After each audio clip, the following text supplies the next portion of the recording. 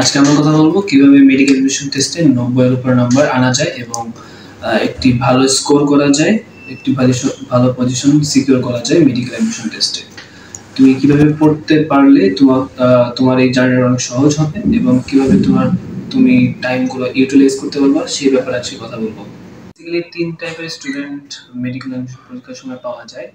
যাদের মধ্যে প্রথম ক্যাটাগরিতে থাকে যারা পড়াশোনা নিয়ে সিরিয়াস থাকে এবং পড়াশোনা ঠিকমতো করতে থাকে, প্রতিদিন কোচিংয়ে যায়, লেকচার শুনে বা অনলাইনে ক্লাস করে। বাট তারা লাইফটাকেও এনজয় করা শুরু করে। যেমন তুমি লাইফের থেকে যেমন বিভিন্ন এনজয়মেন্ট, ফান এগুলো বাদ দিতে পারে না। তারা জন্মদিন, বিয়ে মানে বিভিন্ন অনুষ্ঠান সবকিছুই পালন করতে থাকে, আবার পড়াশোনা করতে থাকে। ঠিক আছে? এরকম টাইপের হচ্ছে টাইপ 1। আর টাইপ 2 টাইপের স্টুডেন্ট হলো যারা পড়ালেখা বাদে বাকি সবকিছুই করতে থাকে। যেমন তাদের লাইফে শুধু মানে ওরা লেকচার শুনবে, লেকচার শুনে বাসায় যায় ঠিকই চিল করতে থাকবে, গেম খেলতে থাকবে বা ফেসবুক আর ভিডিও স্ক্রলিং করতেই থাকবে। এরা পড়াশোনা নিয়ে সিরিয়াস থাকে না, শুধু যাওয়ার জন্য যাওয়া এরকম টাইপের। আর টাইপ 3 স্টুডেন্ট হলো যারা শুধুমাত্র পড়ালেখা নিয়ে ব্যস্ত থাকে এবং বাকি সবকিছু নিয়ে কখনোই ভাবে না এবং প্রত্যেকটা সেকেন্ড ওরা স্পেন্ড করে পড়ালেখার পেছনে। তো তোমার হতে হবে এই টাইপ 3 স্টুডেন্টের মধ্যে যদি তুমি চান্স পেতে চাও। কারণ বেশিরভাগ স্টুডেন্ট চান্স পায়, এই টাইপ 3 টাইপের স্টুডেন্টরাই চান্স পায়। খুব খুব 1% বা 2% হবে টাইপ 1 এর মধ্যে স্টুডেন্টরা চান্স পায়। তারা অন্য কোথাও চান্স পায় ঠিকই, বাট মেডিকেল অ্যাডমিশনে তাদের হয় না। কারণ মেডিকেল অ্যাডমিশনে দরকার হয় খুব বেশি মুখস্থ এবং খুব বেশি পড়াশোনার দরকার হয়। So it's up to you, তুমি কিভাবে তোমার লাইফে তোমাকে দেখতে চাও। তুমি নিজেকে ডক্টর হিসেবে দেখতে চাও, নাকি তুমি কোনো একটা অন্য প্রফেশনের হিসেবে তুমি তোমাকে দেখতে চাও ভবিষ্যতে। তাই লাইফে যদি তুমি সাকসেস পেতে যাও তাহলে তোমার স্যাক্রিফাইস করতে হবে। তোমার স্যাক্রিফাইস কি করতে হবে? তোমার জীবন থেকে এসব মানে অনুষ্ঠানে যাওয়া বা এনজয়মেন্ট করা, লাইফে এনজয় করা এগুলো বাদ দিতে হবে। তারপর তোমার লাইফে থেকে তোমার এই যে ভিডিও গেমস, ডিস্ট্রাক্টিং অ্যাপস, তোমার টাইম নষ্ট করা এগুলো সব বাদ দিতে হবে। তারপর বন্ধু-বান্ধবের সাথে বাইরে যাওয়া, তারপরে তাদের সাথে ঘন্টার পর ঘন্টা কথা বলা এগুলো বাদ দিতে হবে।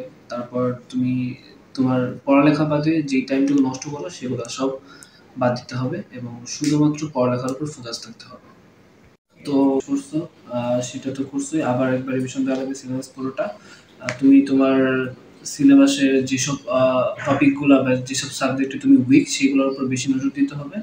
তুমি ক্লাস দেখতে পারো ইউটিউবে বা কোনো ফেসবুকের যে কোনো ভাইয়ার ক্লাস দেখতে পারো বা যে কোনো স্যারের ক্লাস দেখতে পারো। তোমার কাজ হবে তুমি ফেসবুকে ঢুকতেছো বা ইউটিউবে ঢুকতেছো ঠিকই, বাট তুমি স্টাডি পারপোজ ছাড়া অন্য কোনো কাজে ফেসবুকের ওয়াইটি ইউজ করবে না। কারণ এতে তুমি ডিস্ট্রাক্টেড হয়ে যাবে এবং তোমার পড়ালেখার প্রতি মনোযোগ কমে যাবে। তাই কি করবা? ইউটিউব বা ফেসবুকে বাদে তুমি অন্য যে কোনো চ্যানেল বা পেজগুলো সেগুলো আনফলো বা আনসাবস্ক্রাইব করে দেবা। শুধুমাত্র যেসব পেজ বা চ্যানেল তোমাকে পড়ালেখা করতে হেল্প করবে সেসব চ্যানেলে তোমার ইয়েতে রাখবা।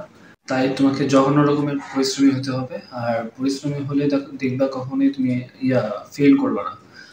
কখনো না কখনো এই পরিশ্রম তোমাকে ঠিকই এটার প্রতিদান দিবে। আর স্টেপ 2, তুমি কিভাবে তোমার লেকচারগুলো শেষ করবা। তুমি ফার্স্টে তোমার টপিকের উপর লেকচারটা শেষ করবা। শেষ করার পরে সেটার উপর রিভিশন দিবা। তারপর সেটার একটা নোটস তৈরি করবা, শর্ট বা লং হতে পারে নোটসটা। তারপর সেই রিভিশন দেওয়ার পর সেই টপিকের উপর একটা টেস্ট দিবা। টেস্ট দেওয়ার পর তুমি সেটার প্রিভিয়াস ইয়ারের কোশ্চেনগুলো সলভ করতে পারো। সলভ করার পর তুমি সেই টপিকের উপর যে কোনো প্র্যাকটিস বুক বা প্রশ্ন ব্যাংক সেগুলো থাকলে সেগুলো সলভ করবা। এভাবে যদি প্রত্যেকটা টপিক শেষ করো তাহলে তোমার মেডিকেল অ্যাডমিশন টেস্টে খুব ভালো একটা স্কোর আসবে এবং তুমি চান্স পাবা। এটা এভাবে যদি তুমি প্রত্যেকটা সাবজেক্টের টপিক ওয়াইজ এই স্টেপ আকারে যদি তুমি শেষ করতে পারো তাহলে দেখবা তোমার প্রায় সবগুলো টপিকের উপর তোমার একটা ভালো ধারণা চলে আসবে এবং তুমি এখান থেকে যে কোনো কোশ্চেন সলভ করতে পারবা। আর মেডিকেল অ্যাডমিশন টেস্টে বেশিরভাগ সময় প্রশ্ন রিপিট হয়, তাই তুমি প্রত্যেকটা সাবজেক্টের টপিক ওয়াইজ প্রিভিয়াস ইয়ারের কোশ্চেনগুলো সলভ করার চেষ্টা করবা। আর এভাবে পরিশ্রম করলে তুমি দেখবা ঠিকই তুমি চান্স পেয়ে গেছো চেষ্টা করবো যাতে তুমি পরিপূর্ণ পরিশ্রম করে নিজের যে অর্জন সেটা করতে পারো। এবং আমি বলছি না যে তুমি লাইফ এনজয় করো না, কিন্তু তুমি বুঝতে হবে তোমাকে তুমি একটি কম্পিটিশনে একটি কম্পিটিটিভ জায়গায় আসছো এবং তোমার একটি সিটের জন্য 100 বা 200 স্টুডেন্ট বসে আছে। তাই তুমি যখন মেডিকেল অ্যাডমিশনের জন্য প্রস্তুতি নিবা, তখন অবশ্যই চেষ্টা করবা যাতে তুমি তোমার পরিপূর্ণটা দিতে পারো, নিজের 100% দিতে পারো। এবং আমি বলতেছি না যে কেউ চান্স পায় না, মানে কম পড়ালেখা করেও চান্স পায় না, কিন্তু তারা এক্সেপশন। 1% শিক্ষার্থী এরকম আছে যারা কিছু পড়াশোনা করে কিন্তু বাকি সময় খেলাধুলা করে বা টিয়া করে, কিন্তু তারা এক্সট্রিম ট্যালেন্টেড। তাদের কথা তুমি উদাহরণ হিসেবে নিতে পারো না, কারণ সবাই একরকম হয়ে থাকে না। অ্যাভারেজ স্টুডেন্টের যদি একটি ভালো পজিশন অ্যাচিভ করা লাগে, তাহলে অবশ্যই তাকে কঠোর পরিশ্রমী হতে হবে।